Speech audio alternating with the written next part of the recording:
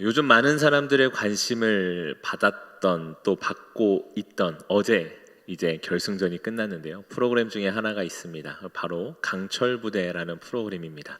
혹시 보신 분들이 계신가요? 네.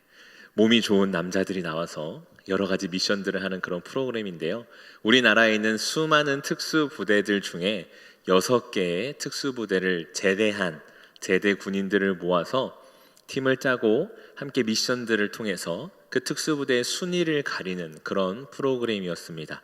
저도 처음에는 그냥 뭐 예전에 있었던 그런 군대 예능과 크게 다르지 않겠지라는 마음을 가지고 봤지만 계속 보다 보니까 어느새 한 사람 한 사람의 매력에 좀 빠지게 되고 그리고 응원하고 있는 저의 모습을 발견하게 됐습니다.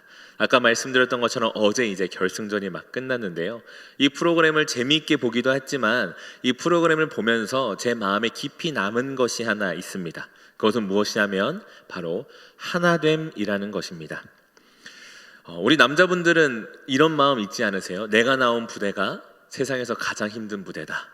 그렇죠. 남자들은 그런 군대에 대한 자부심들이 어느 정도 있습니다. 근데 이런 군대에 자부심이 있는 남자들의 입을 다물게 하는 부대들이 바로 특수부대들이죠. 그만큼 힘든 훈련을 받는 사람들입니다. 그래서인지 그 힘든 상황 속에서 어떻게 이겨내고 또 서로가 하나 돼야 되는지를 잘 알고 있고 또 그런 모습들이 프로그램 내내 많이 보였죠. 이런 특수부대원들이 모여 있어서 그런지 미션 하나하나가 굉장히 어려웠는데요. 한번 생각을 해보십시오. 수백 킬로가 되는 타이어를 뒤집어 가면서 몇 킬로를 이동한다던가 1000킬로가 넘는 짐을 실은 차를 밀고 몇 킬로를 이동한다던가 40킬로가 넘는 군장을 메고 10킬로의 산악 행군을 한다던가 외주를 타고 수영을 하고 이런 수많은 어려운 미션들을 계속해서 그들이 하는 것을 프로그램에서 봤습니다. 아까 잠깐 이 얘기를 송진영 강도사님이랑 나눴는데요. 송진영 강도사님의 표현을 빌리자면 이렇습니다. 듣기만 해도 숨이 헐떡헐떡 찬다. 너무 힘들다. 네, 그만큼 힘든 미션들이 계속되는 프로그램이었죠. 이런 미션들 중에서 서로를 다독이며 끝까지 포기하지 않는 그런 모습을 보면서 제 안에 무언가가 꿈틀거림이 느껴졌습니다. 너무나 힘든 옆에 있는 사람을 위해서 나도 힘듦에도 불구하고 달려가서 그를 도와주고 그 짐을 대신 들어주는 사람을 보면서 또 자신이 너무 힘들고 또 부상을 입어서 잘 못하고 있음에도 다른 사람들에게 혹시나 피해가 될까봐 포기하지 않고 끝까지 완주하는 그 모습을 보면서 아, 정말 끈끈하구나, 정말 하나가 원팀이 되어 있구나라는 것을 느낄 수가 있었죠. 이들이 그렇게 할 수 있었던 이유가 무엇일까요? 네, 그것은 아마도 전우애 때문일 것 같습니다. 그 사람이 누구인지도 또 어떤 사람인지도 잘 알지도 못하지만 같은 처지에 있는 누군가를 보며 애틋한 마음이 생기고 금방 깊은 관계를 맺게 되는, 그래서 내 등 뒤를 맡기고 생명을 맡길 수 있는 사이로 발전하는 그것, 바로 전우애 때문입니다. 이런 전우애는 위기 상황에서 더욱더 크게 발휘되는데요. 아까 말씀드렸던 것처럼 어려운 상황에 있는 누군가를 나의 에너지와 생명까지 다해서 돕거나 나 역시도 최선을 다해서 이 임무를 완수하겠다는 마음들이 쏟아져 나오게 됩니다. 어디선가 현재 코로나 상황을 이야기를 하면서 이 전우애에 비유하여 설명하는 글을 본 적이 있습니다. 하는 일과 나이, 모습은 다 다르지만 마스크를 같이 쓰고 있다는 사실 하나로 알 수 없는 동질감을 느낀다는 이야기입니다. 이 마스크가 너무나 답답하지만 나만 답답한 게 아니구나. 저 사람도 답답하겠지만 더워서 벗고 싶겠지만 참고 있구나. 우리의 소중한 일상이 빨리 돌아오기를 바라며 모두가 함께 참고 있고 힘내고 있음을 보면서 동질감을 느끼고, 그렇기 때문에 아무리 힘들더라도 끝까지 우리가 참을 수 있다. 마치 군대의 전우애처럼 이렇게 적어놓은 글을 보았습니다. 이처럼 같은 목적과 목표는, 그리고 그 속에 찾아오는 동질감은 우리를 하나 되게 만듭니다. 소속감을 갖게 하고 그 하나됨을 지키기 위해서 어떤 어려움이 찾아와도 이겨낼 힘을 주지요. 위기 속에서 약해지고 깨지는 것이 아니라 위기 속에서 더욱 빛을 발하며 위기를 통해 더욱 강해지는 것, 그것이 바로 이 하나됨의 놀라운 힘입니다.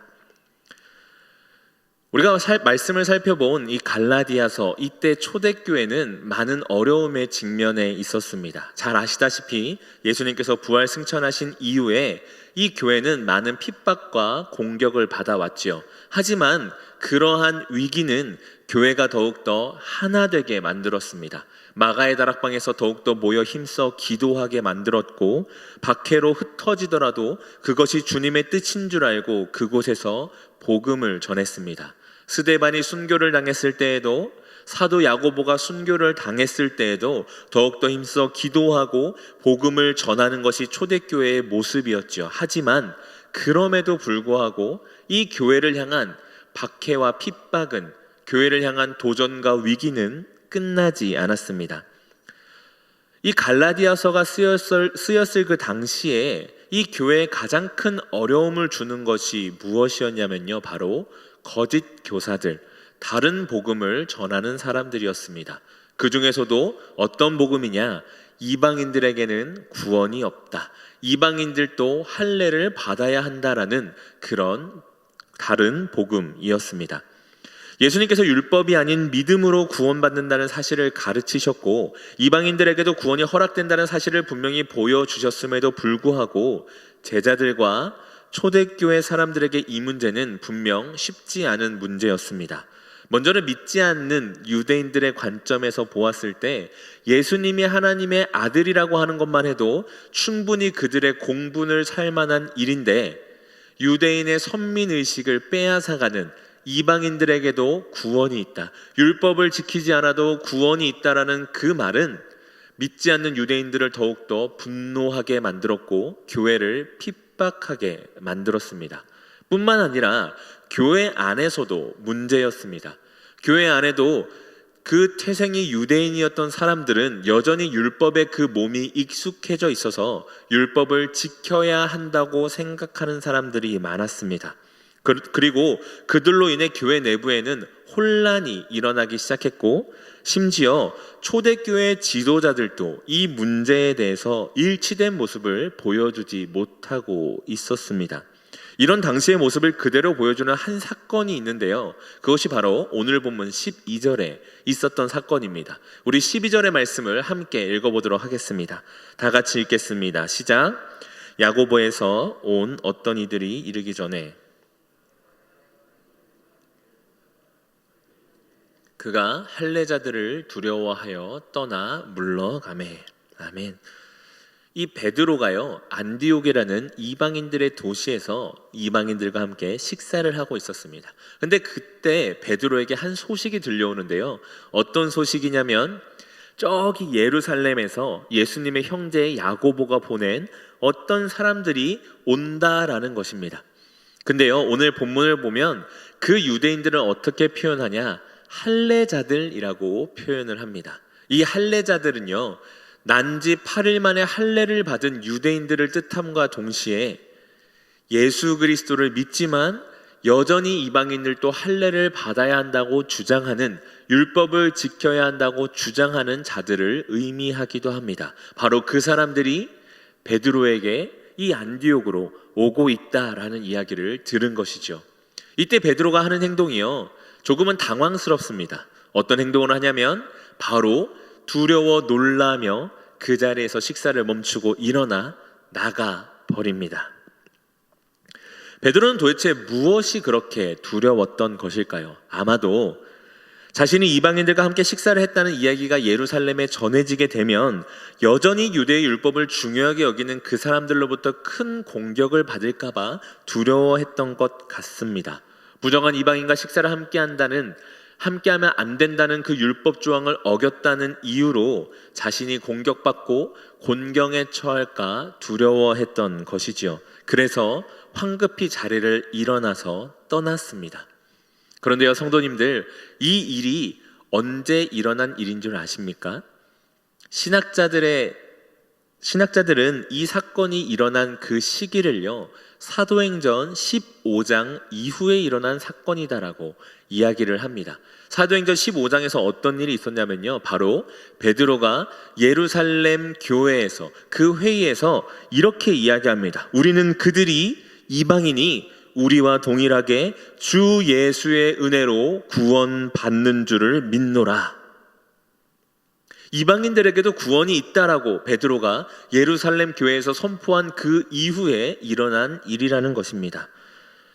이방인 또 할례가 아닌 은혜로 구원받는다라고 고백한 이후에, 그리고 하늘로부터 보자기가 내려와 이방인들에게도 구원이 있다라는 그 환상을 보고 이방인 백부장 고넬료에게 세례를 베푼 그 이후에 바로 이 일이 일어났습니다. 자신의 입으로 이방인들에게도 구원이 있다고 외쳤음에도 불구하고 유대인들이, 할례자들이 온다는 이야기를 듣자 이방인들과의 식사 자리를 털고 일어나 버린 것입니다. 이런 베드로의 모습은 파급력이 매우 컸습니다. 먼저는 유대인들에게 받을 공격은 피할 수 있었을지 몰라도 안디옥 교회 교인들은 매우 실망했습니다. 이방인 교인들은 그런 베드로의 모습에 실망했죠. 뿐만 아니라 이방인도 구원을 받을 수 있다고 말하며 유대인들과 이방인들이 민족으로 나뉘지 않았고 믿음 안에서 하나다라고 얘기했던 그 베드로의 모든 가르침과 선포는 신뢰를 잃었습니다. 또 예루살렘에서 온 유대인들에게도 단순히 자신의 체면을 위해서, 그 순간을 모면하기 위해서 베드로는 거짓말을 한 꼴이 되었습니다.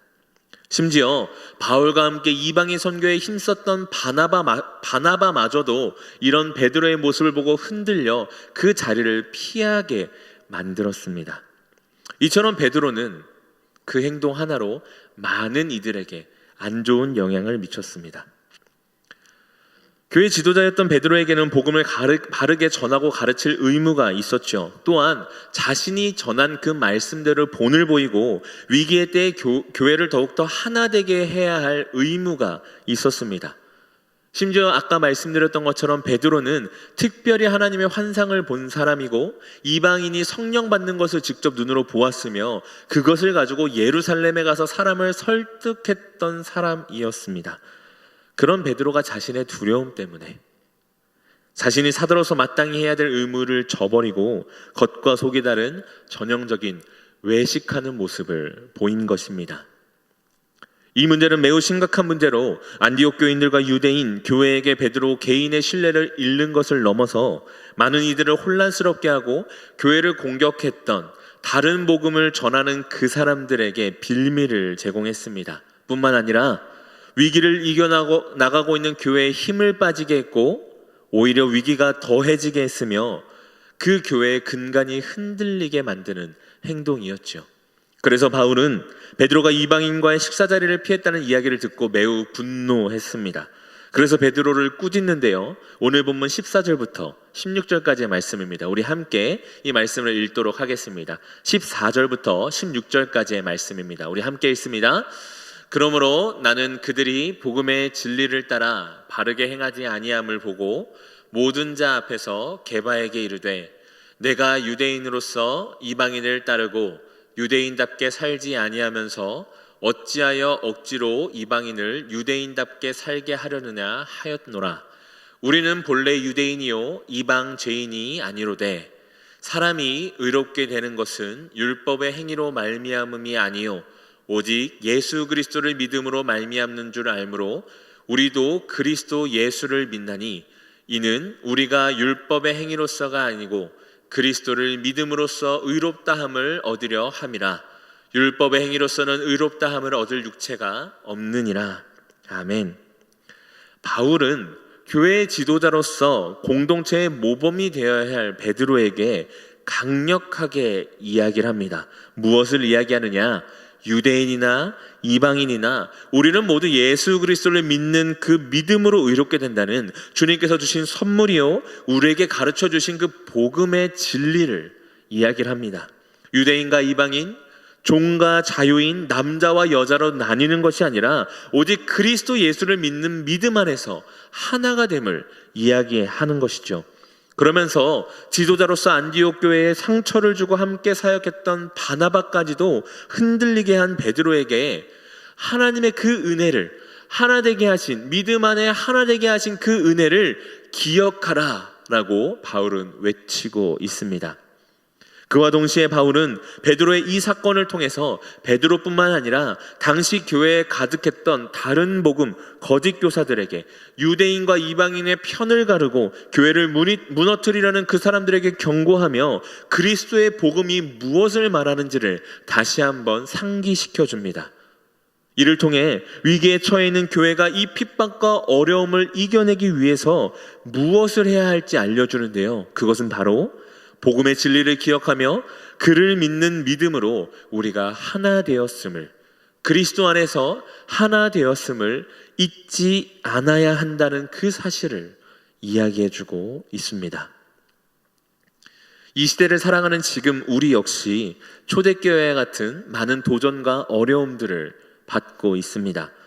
그 도전과 어려움들은 여러 가지 모양으로 우리를 찾아옵니다. 하지만 그 문제들을 자세히 들여다보면 저마다 모습과 크기는 다르지만 이 모든 것이 한 가지 문제로 인해 시작된 것임을 우리는 발견하게 됩니다. 그것은 바로 하나님의 말씀 안에서 하나 되지 못한 것입니다.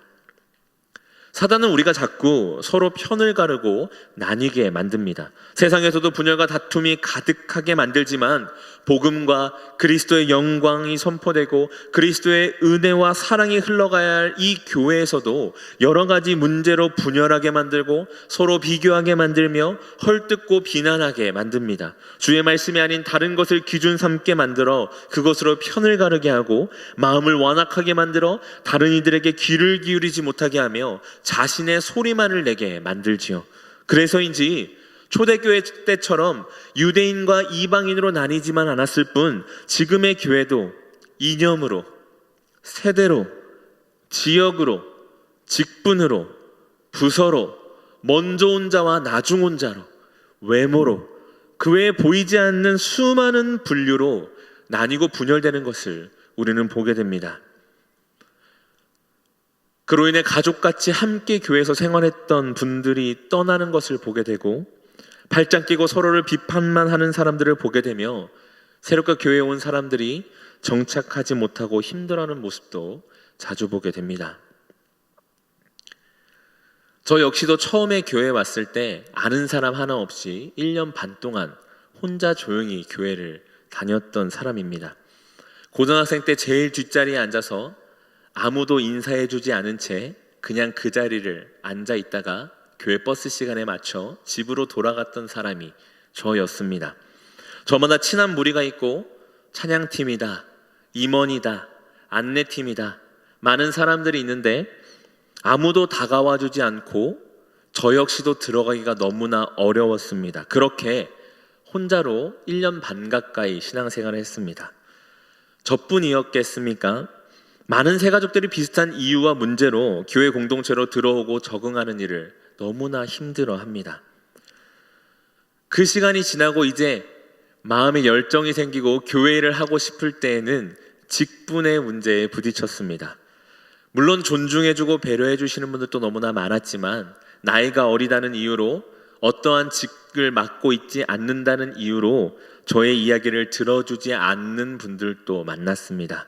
그리고 그런 일들로 인해 교회를 떠나는 많은 다른 청년들도, 많은 다른 분들도 보아야만 했죠. 자신의 이념을 너무 과하게 드러내서 사람들의 반감을 사는 분도 보았고, 지역색이 너무 강하신 분도 보았으며, 다른 사람의 말은 듣지도 않고 자신의 생각만 말씀하시는 분도, 자신이 속한 소그룹만 너무 사랑해서 다른 사람들에게 상처를 주시는 분들도 보았습니다.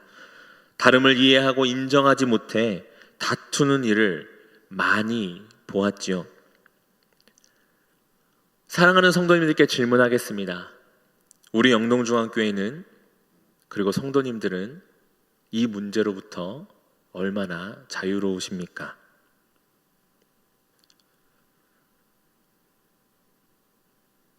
이런 상처를, 이런 경험을 누구에게 주셨거나 혹은 누구에게 받으신 적은 없으십니까? 그렇게 우리도 이 바울의 외침을 잊지 말고 마음에 새겨야 합니다. 교회는 그리스도를 믿는 믿음으로 구원받는 사람들의 모임입니다. 하나님의 은혜를 받은 사람들이 그 은혜에 감사하며 삶에서 계속되는 하나님의 은혜를 맛보고 누리기 위해서, 그리고 나누기 위해서 모인 곳이 바로 이 교회입니다. 하나님은 우리의 모습과 직업, 상황이 어떠하든지 다 똑같이 하나님의 자녀로 부르셨고 하나님 나라의 백성 삼아 주셨습니다. 그리고 그런 우리를 모으고 모으셔서 그리스도를 머리로 삼는 한 몸으로 우리를 부르시고 세우십니다.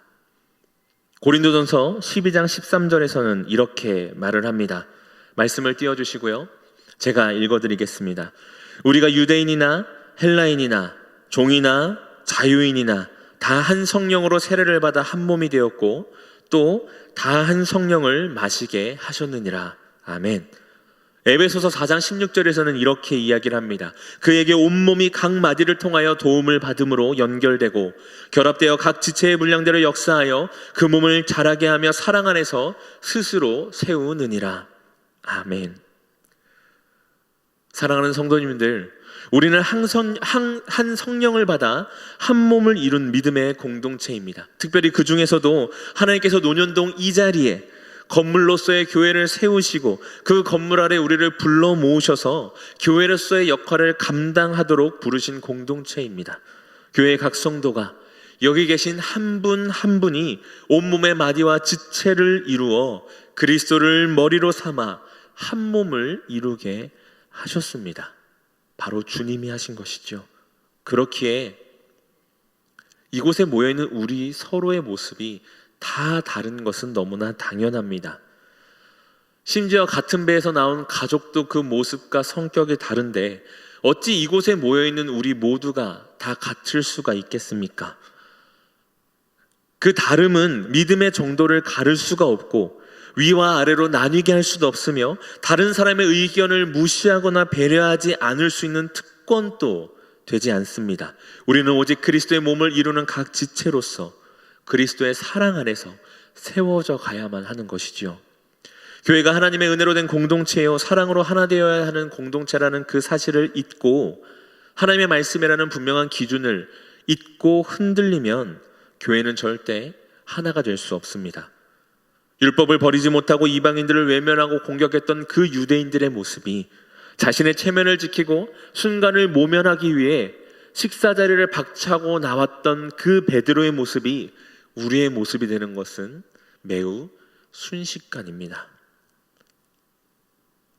비교하고 비판하는 마음이 우리 안에 들어올 것이고 군림하고자 하는 마음이 우리 안에 들어올 것입니다. 무리를 짓고 편하게 생활하고 싶은 마음이 우리 안에 들어오게 될 것이고 더 이상 복음과 말씀이 우리를 하나로 묶는 끈이요, 우리의 울타리와 기준이 되는 것이 아니라 나의 생각을 주장하기 위한 도구요, 내 소견의 증거로서, 무기로서 사용되게 될 것입니다. 그래서 우리는 그리스도 안에 하나라는 그 사실을, 하나님께서 우리를 하나로 부르셨다는 그 사실을 매 순간 기억해야 합니다. 하나님이 세우셨고 하나님이 모이게 하신 공동체입니다. 그 사실을 잊는다면 우리는, 교회는 분열될 수밖에 없습니다. 말씀을 맺으려고 합니다.